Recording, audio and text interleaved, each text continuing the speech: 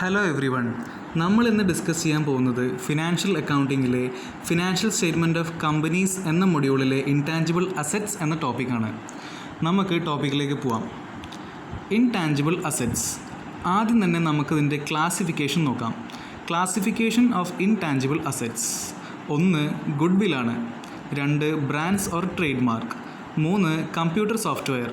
4 mastheads and publishing titles. 5 mining rights. 6 copyrights and patents and other intellectual property rights.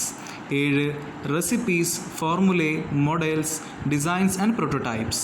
8 licences and franchise. 9 others. Specified nature. Specified നേച്ചറുള്ള മറ്റു കാര്യങ്ങളെയാണ് ഇവിടെ 9ാമത്തെ ക്ലാസിഫിക്കേഷനായി കൊടുത്തിരിക്കുന്നത്. അടുത്തത് നമുക്ക് intangible അസറ്റ്സിലെ 2ാമത്തെ പോയിന്റിലേക്ക് പോവാം.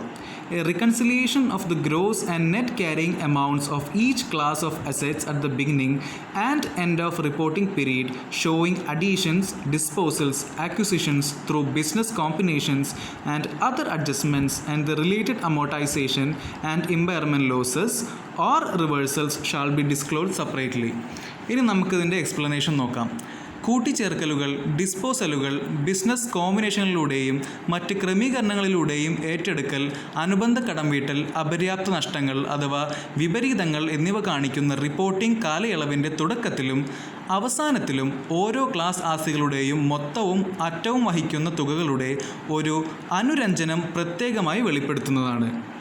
ഈ പോയിന്റ് മനസ്സിലായി എന്ന് വിചാരിക്കുന്നു. നമുക്ക് മൊത്തം 3 പോയിൻ്റാണുള്ളത്. 3rd പോയിന്റിലേക്ക് പോവാം.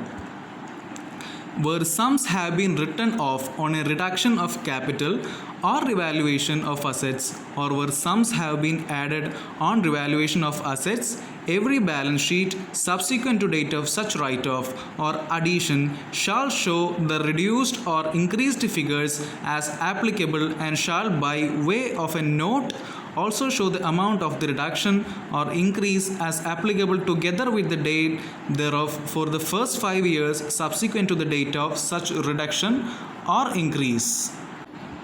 ഇനി ഈ പോയിന്റിൽ എന്താണ് പറയുന്നത് നമുക്ക് നോക്കാം.